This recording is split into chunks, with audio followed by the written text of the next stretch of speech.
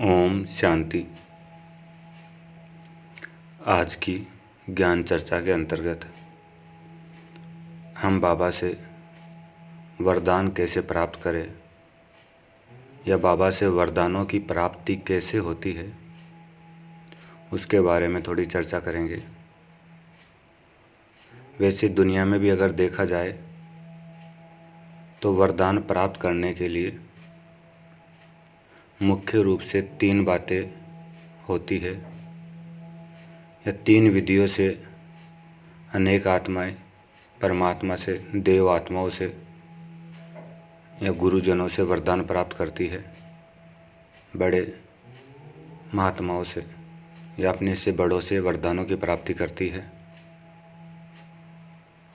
तो हमारा तो बाप टीचर सतगुरु एक ही है, तो हम भी उससे वरदान कैसे प्राप्त करें। तो 3 रूप है। एक रूप है तपस्या। तपस्या के द्वारा बहुत सी तपस्वी आत्माएं देव आत्माओं को, परमात्माओं को खुश करके उनसे वरदानों की प्राप्ति करती है।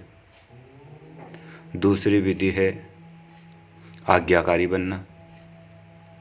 आज्ञाकारी आत्माओं को भी वरदानों की प्राप्ति होती है। और तीसरी विधि है सेवाधारी बनना। यदि कोई सच्चे दिल से, लगन से सेवा में तत्पर रहता है तो उसको भी वरदानों की प्राप्ति होती है।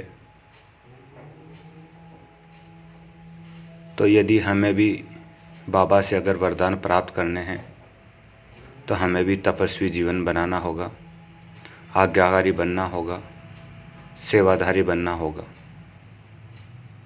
और एक बात यह भी देखी गई है कि तपस्वियों को तपस्या में विघ्न भी आते हैं, आज्ञाकारियों को आज्ञा का पालन करने में विघ्न भी आते हैं और सेवाधारियों को सेवा करने में विघ्न आते हैं।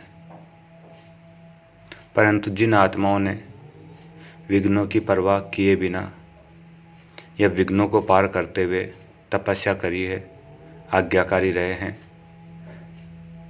सेवा पे तत्पर रहे हैं, उन्होंने ही परमात्मा को, देव आत्माओं को खुश किया और उनसे वरदानों की प्राप्ति करी। तो इसी रीति से अगर हमें भी बाबा से वरदान चाहिए तो हमारी भी तपस्या में कई तरह के विघ्न आते हैं। कभी शरीर की थकावट होती है, कभी और भी कई, हर एक जानते हैं क्या क्या विघ्न आते हैं। कभी लौकिक कार्य संबंध में बुद्धि इतनी चली जाती है, कभी कई संस्कार पुराने आ जाते हैं। परंतु यदि इन विघ्नों को पार करते हुए हमारी तपस्या लगातार बनी रहे तो शिव बाबा का वरदान सतगुरु के रूप में हमें अवश्य प्राप्त होगा। बाबा की आज्ञाएं भी हमें मिलती रहती है, उन आज्ञाओं में भी कई विघ्न आते हैं। सेवाएं भी हमें मिलती रहती है। यह वास्तव में आज्ञा मिलती है और सेवा तो हमें खुद ही निकालनी होती है, खुद ही देखनी होती है क्या सेवा करें, क्योंकि आज्ञा और सेवा लगभग मिलता सा शब्द हो जाता है।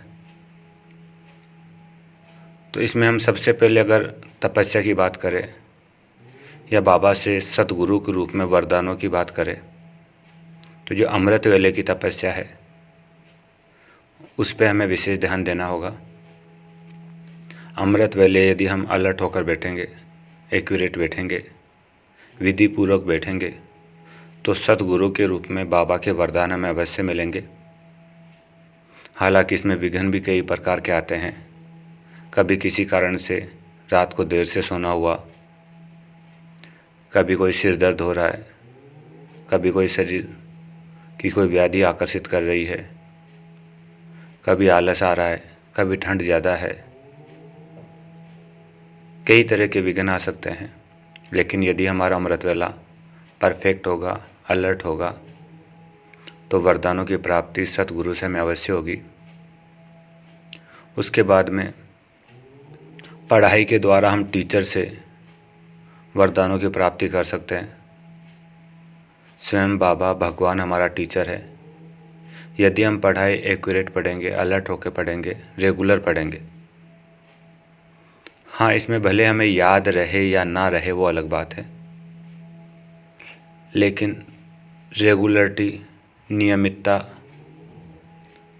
वो टीचर से वरदान लेने का भी मुख्य आधार बन जाता है। तो ऐसे ही बाप का वरदान हो गया, सतगुरु का वरदान हो गया, टीचर का वरदान हो गया।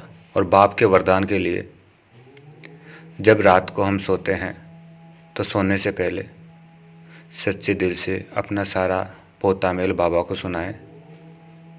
सारे दिन का जो भी हमसे पुरुषार्थ हुआ, कमियां हुई,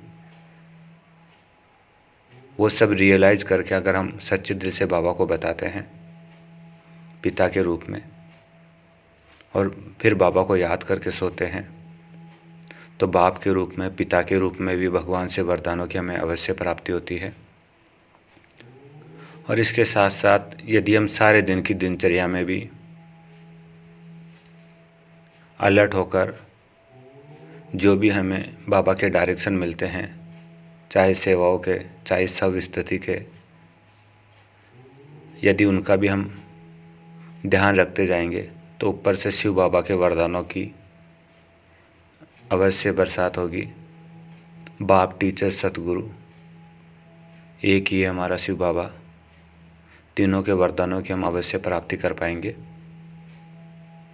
तो मूल सार है कि बाबा से यदि वरदान लेना है तो विघ्नों को दूर करके या विघ्नों को क्रॉस करके तपस्वी बनना है, आज्ञाकारी बनना है, सेवाधारी बनना है। और इन तीनों चीज़ों में नियमितता का विशेष ध्यान देना है, रेगुलरिटी का विशेष ध्यान देना है। तो अवश्य हमें बाबा से वरदानों की प्राप्ति होगी, क्योंकि वरदान तभी दिया जाता है जब हमसे कोई खुश हो। तो जैसे हम बाबा को खुश करेंगे तो बाबा से हमें वरदानों की प्राप्ति होगी।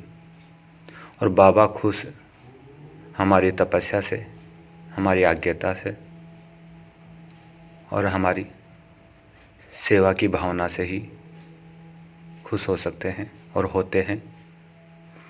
तो आइए हम सब बाबा से वरदानों की प्राप्ति कर भी रहे हैं और आगे भी करते रहे। अच्छा, ओम शांति।